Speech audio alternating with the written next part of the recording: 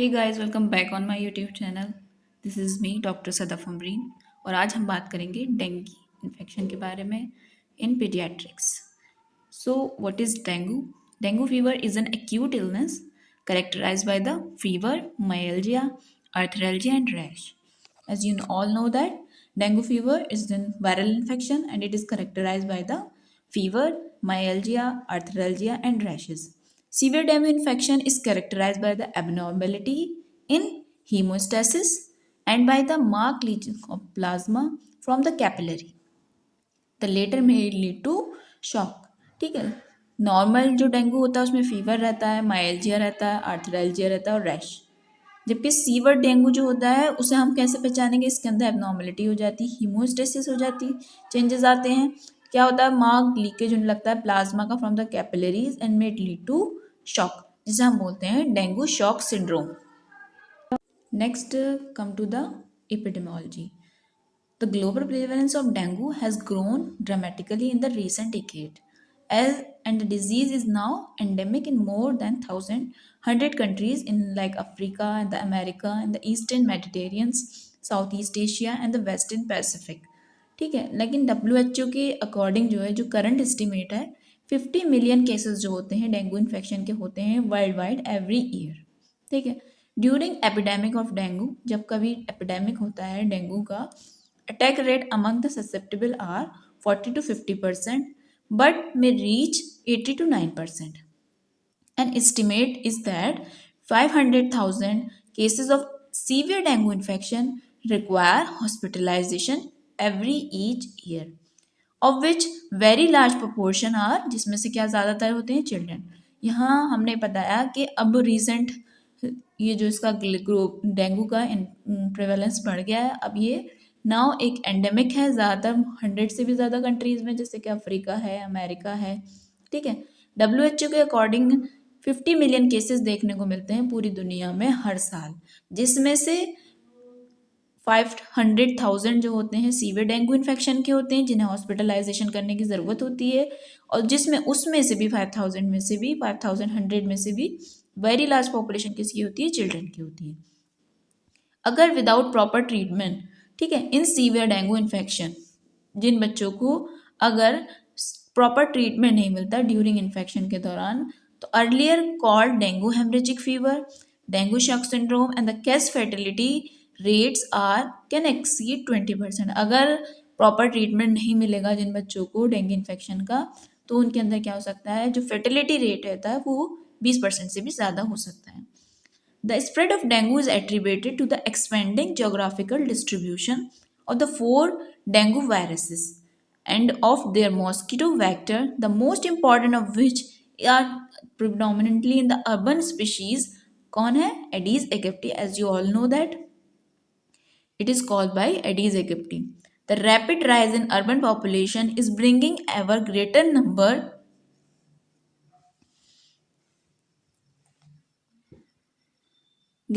of people in contact with the severe vector in areas that are favorable for mosquito breeding. For example, where the household water storage is common and where the solid waste disposal services are inadequate. As you all know that these mosquito will grow where the air is, जहाँ पे कहीं water जो है जमा हो जाता है, जैसे कि कहीं हाउस होल्ड वाटर स्टोरेज है या फिर कहीं जहाँ पे डिस्पोजल सर्विस आपकी इनएडिक्वेट है, तो वहाँ ये जाके पैदा होने लगते हैं, वहीं पे ये अपने रहते हैं। वायरस क्या है? Dengue fever is caused by an infection due to any of the 4 serotype of the dengue virus. Dengue fever क्या हुआ? एक वायरल इन्फेक्शन हुआ। इसके क्या होते हैं? 4 सीरोटाइप होते हैं। चारों सीरोटाइप में से किसी भी सीरोटाइप से आपको डेंगू हो सकता है। ठीक है, कौन कौन से होते हैं? NS1, NS2, NS3, NS4। Dengue virus are arbovirus होते हैं, ये बिलोंग करते हैं to the family flaviviridae. The envelope protein bear epitope that are unique to the serotype.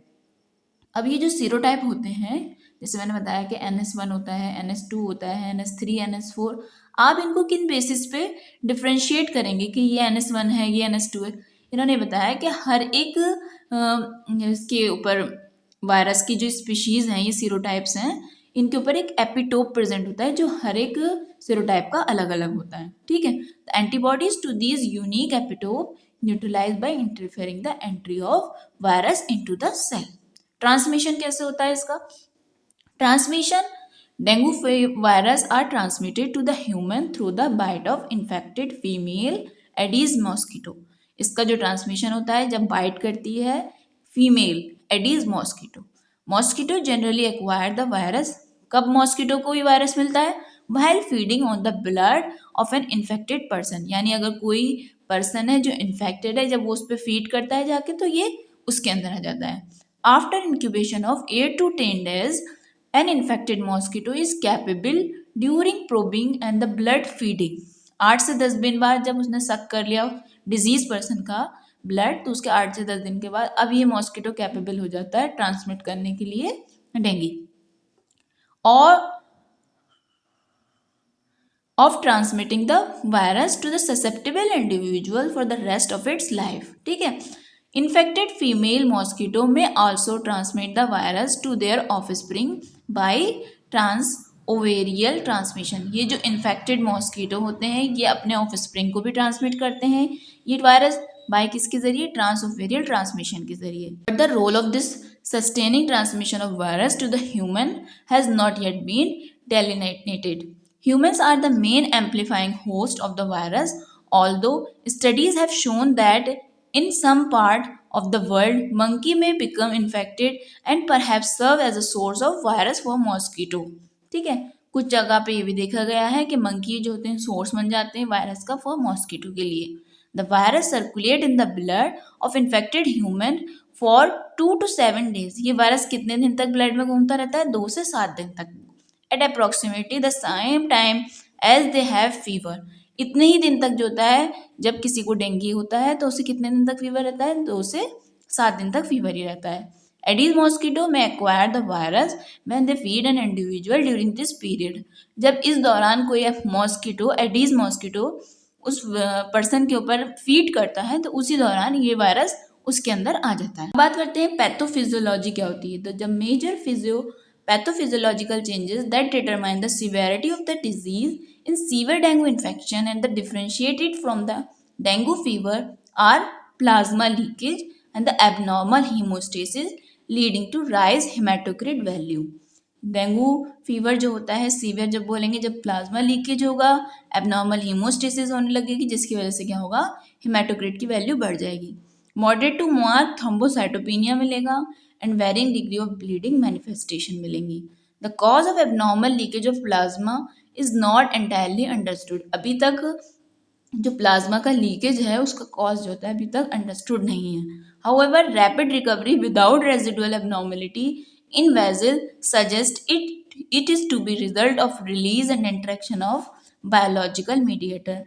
जबकि कुछ रैपिड रिकवरी हो जाती है without residual abnormality in the vessel, ये किस वजह से होता है? Due to biological mediator which are capable of producing severe illness with minimal structural injury। It has been observed that sequential infection with any two of the 4 serotype of the dengue virus result in the severe dengue infection of in an endemic area। ये observe किया गया है कि अगर sequentially infection होता है किसी भी 2 सीरोटाइप से, जो चारों सीरोटाइप में से अगर 2 का इन्फेक्शन होता है, इसकी वजह से क्या होता है?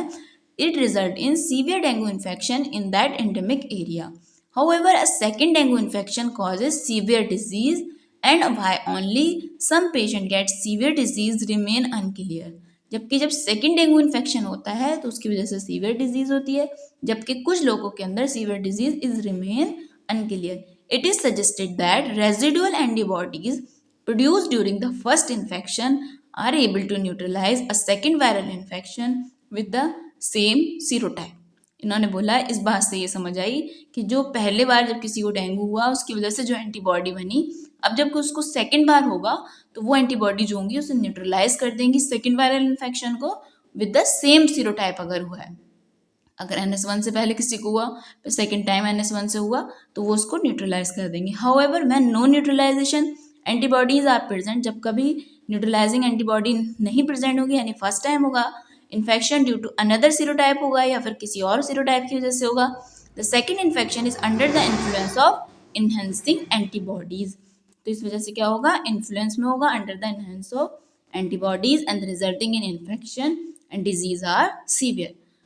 An alternative explanation in that certain strain of the dengue virus may be inherently capable of supporting severe antibody enhanced infection that virus in older geographic area. Serotype cross-reactive antibodies generated from previous primary infection with a particular dengue viral serotype are not highly specific for other serotype involved in the secondary infection.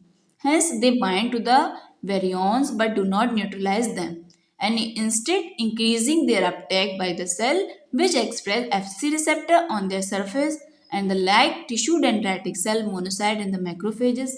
Such antibody-coated virions are taken up by the rapidly then uncoated virus particle, and this lead to the enhanced antigen presenting by the infected dendritic cell to the T cell, leading to the more rapid activation and the proliferation of the memory T cell. जिसकी वजह से क्या होगा, more rapidly activation होगा और proliferation होगा किसका, memory T cell का.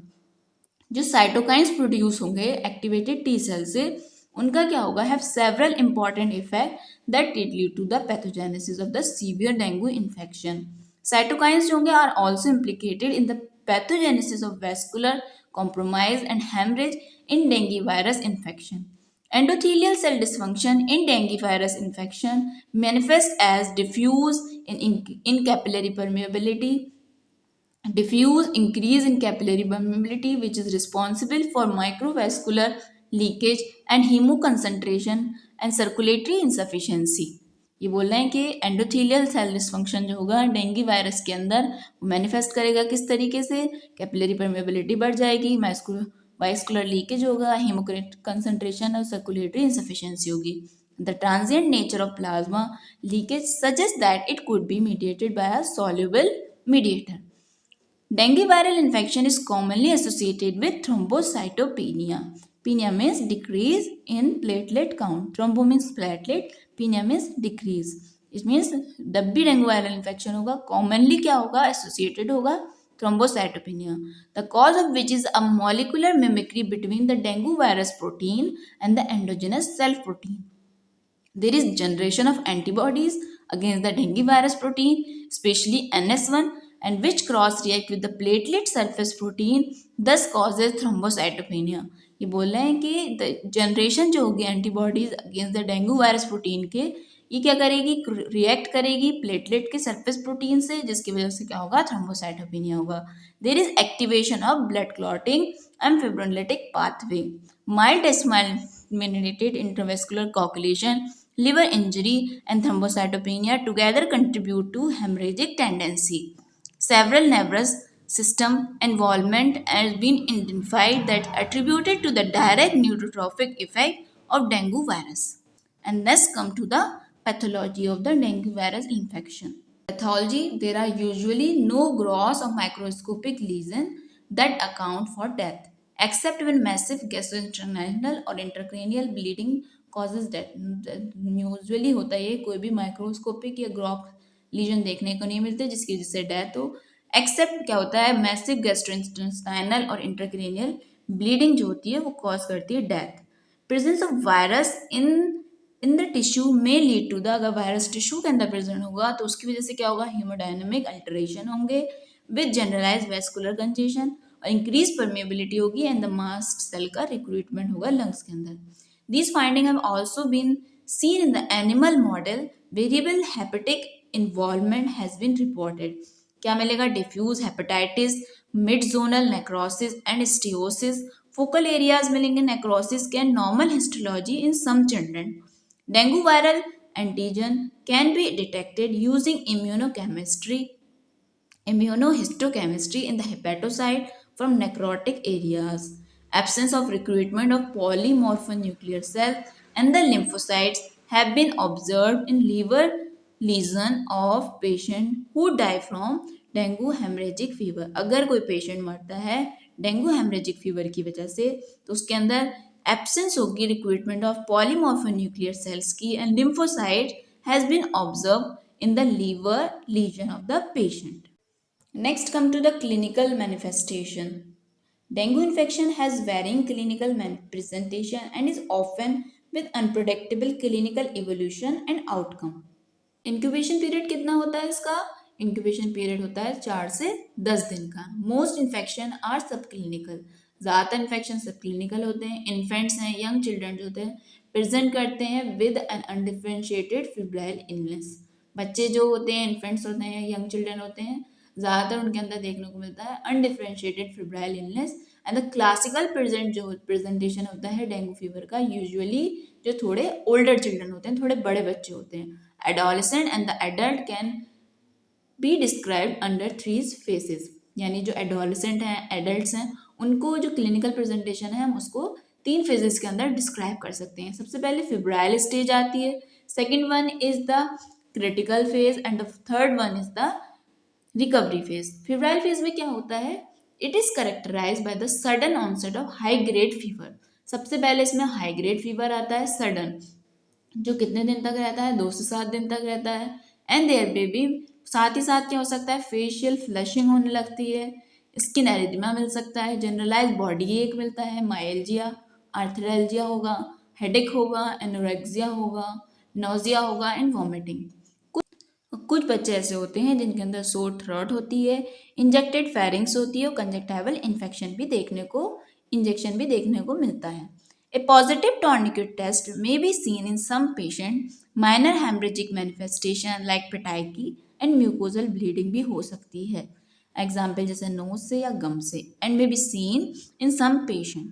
Liver may be enlarged and tender for 2 to 5 days. Liver का भी enlargement हो सकता है, tenderness मिल सकती है 2 से 5 दिन तक. Indicate risk of development of serial illness. There is progressive decrease in the total WBC. White blood cell count and the platelet count. यहाँ पे क्या होगा? प्रोग्रेसिवली डिक्रीज देखने को मिलेगा जो WBC है और प्लेटलेट काउंट. यानी आज जितने होंगे फिर नेक्स्ट जब आप दोबारा चेक कराएंगे तो थोड़े और कम आएंगे. प्रोग्रेसिवली डिक्रीज देखने को मिलेंगे आपको WBC और प्लेटलेट काउंट. नेक्स्ट जो हमारी फेज आएगा वो आएगा critical phase. When we call it the patient is critical. This phase is between 3 से 7 दिन का जो ड्यूरेशन होता है वो कहलाएगा आपका क्रिटिकल फेज. इंक्यूबेशन पीरियड कितना था? 4 से 10 दिन का था. ठीक है. उसके बाद ये कह रहे हैं जब फीवर आया, फीवर के तीसरे दिन से लेकर 7वें दिन का जो फेज होता है वो क्रिटिकल फेज मानेंगे फीवर का. जब चाइल्ड को डेवलप हो जाएगी, अगर ब्लीडिंग, शॉक होगा, with fall in the platelet count भी कम हो रहा होगा, साथ ही साथ पैक सेल वॉल्यूम जो होगी बढ़ेगी, तो आप ऐसे बच्चों को क्रिटिकल फेज में कंसीडर करेंगे. कुछ बच्चे ऐसे होते हैं जो डेवलप कर लेते हैं, ऑर्गन डिसफंक्शन होने लगता है, जैसे कि सीवियर हेपेटाइटिस, इंसेफेलाइटिस, मायोकार्डाइटिस, और या फिर सीवियर ब्लीडिंग होने लगती है. May also develop without obvious plasma leakage और शॉक. ठीक है. नेक्स्ट आती है रिकवरी फेज. रिकवरी फेज कौन सा होता है? रिकवरी फेज शुरू होता है आफ्टर 24 से लेके 48 hours for in critical phase. Critical phase में ही रिकवरी फेज शुरू हो जाता है. 24 से 48 घंटे के बाद क्रिटिकल फेज में gradually reabsorption of extravascular compartment fluid take place होता है विद इन 48 से 72 आवर्स के अंदर. General wellbeing and the apatite return. Patient थोड़ा बहुत नॉर्मल होने लगता है, एपेटाइट वापस उसकी नॉर्मल होने लगती है. गैस्ट्रोइंटेस्टाइनल सिस्टम जैसे सिम्टम्स होते हैं एबेट है. हीमोडायनेमिक स्टेटस जो होता है स्टेबलाइज होने लगता है. डायूरेसिस जो होती है और इंश्योसिस. पेशेंट जो होता है वेलबींग उसकी ठीक होने लगती है, एपेटाइट नॉर्मल होने लगता है. गैस्ट्रोइंटेस्टाइनल सिम्टम जो होते हैं वो भी नॉर्मल होते हैं, हीमोडायनेमिक स्टेटस भी स्टेबलाइज होने लगता है. ठीक है. कुछ पेशेंट जो होते हैं उनके अंदर क्या होता है? Have a rash of islets of white in the sea of red. उन रैशेस का नाम दिया गया है islets of white in the sea of red. Some may experience generalise pruritus. कुछ लोगों के अंदर रैश हो जाते हैं रिकवरी फेज में, कुछ लोगों के अंदर जनरलाइज प्रूराइटिस, पूरे बदन में खुजली हो जाती है. ब्रेडिकार्डिया हो सकता है और इलेक्ट्रोकार्डियोग्राफिक चेंजेस देखने को मिलते हैं, या फिर रेस्पिरेटरी डिस्ट्रेस भी हो सकता है. क्यों होगा? ड्यू टू पल्मोनरी एडीमा की वजह से. द पैक सेल वॉल्यूम जो होगी, जो कि बढ़ रही थी, वो अब स्टेबलाइज हो जाएगी या may be lower due to किस वजह से? डायलिटेशन की वजह से. और जो ल्यूकोसाइट कम हो रहे थे अब वो बढ़ना शुरू हो जाएंगे after defervescence, while recovery of platelet count takes longer, जबकि प्लेटलेट्स को वापस नॉर्मल होने में थोड़ा बहुत टाइम और लगता है। डीडी क्या हो सकती है इसकी, इस तरीके की जो प्रेजेंटेशन होता है हमें हेमरेजिक फीवर में भी मिलता है, डेंगू तरह का जो प्रेजेंटेशन होता है इन्फ्लुएंजा में भी मिलता है, मलेरिया में, एंटेरिक फीवर के अंदर, लेप्टोस्पायरोसिस के अंदर, और कभी कभी मेनिंजियो कोक्सीमिया में भी देखने को मिलता है। इसके अलावा रिकेट्शियल इन्फेक्शन में भी हमें इस तरीके का प्रेजेंटेशन मिलता है। Malaria, leptospirosis, flu and enteric fever में also be coinfected with the dengue, ये इसके साथ भी हो सकते हैं। Widespread chikungunya viral infection have occurred in various part of the India and the Southeast Asia, जबकि चिकनगुनिया जो होता है देखने को मिलता है बहुत सारे इंडिया में भी और साउथ ईस्ट एशिया में भी। क्लिनिकल मैनिफेस्टेशन जो होता है दोनों का सिमिलर होता है डेंगू की जैसा ही, हाउएवर फीवर जो होता है उसमें थोड़ा शॉर्टर ड्यूरेशन का होता है, जबकि इसमें हमारा 2 से 7 दिन तक रहता है। उसके अलावा जो थ्रोम्बोसाइटोपेनिया है और ब्लीडिंग जो होती है वो भी इतनी नहीं होती जितनी इसके अंदर देखने को मिलती है। अदर क्लिनिकल फीचर जैसे कि चिकनगुनिया में होता है स्किन इरप्शन होते हैं, म्यूकोजल लीजन होते हैं, पॉलीआर्थरेल्जिया होता है, इंसेफेलोपैथी होती है। Since dengue as well as chikungunya infection are endemic in most part of the India, both infection में अकर टुगेदर, कभी कभी ये दोनों जो होते हैं एक साथ भी हो सकते हैं। क्लिनिकल क्राइटेरिया क्या होगा, अगर एक्यूट ऑनसेट हो रहा है किसी को हाई ग्रेड फीवर, साथ में कोई हेमरेजिक मैनिफेस्टेशन हो रहा है, यानी टॉर्निकेट टेस्ट पॉजिटिव आ रहा है। टॉर्निकेट टेस्ट मतलब इसमें जब हम बीपी कफ बांधते हैं, जब उसको उसमें क्या होता है बीपी कफ बांधने के बाद जब हम उसे पंप करते हैं तो उसमें क्या होता है रैशेस बन जाते हैं, पिटाइकी डेवलप हो जाते हैं। 1 इंच के अंदर जो होता है 20 से भी ज़्यादा पिटाइकी बन जाते हैं, तो उसे बोला जाता है positive tourniquet test. Tender hepatomegaly मिल रही है, इफ्यूजन मिल रहा है इन द बॉडी कैविटीज और shock, then we call it severe dengue infection. Laboratory criteria क्या होगा, लैब इन्वेस्टिगेशन में क्या चीज़ हमें मिलेगी तो हम उसे सीवियर में काउंट करेंगे, थ्रोम्बोसाइटोपेनिया होगा यानी प्लेटलेट काउंट हमारा कम होगा। 1 lakh cell per cubic millimetre और less than 1 to 2 platelet per oil immersion field और राइजिंग हेमाटोक्रिट होगा, then we call it severe dengue infection. Laboratory investigation हम इसमें क्या क्या कराते हैं, 1 lakh cell per cubic millimetre और less than 1 to 2 platelet per oil immersion field और राइजिंग हेमाटोक्रिट होगा, then we call it severe dengue infection. Laboratory investigation हम इसमें क्या क्या कराते हैं,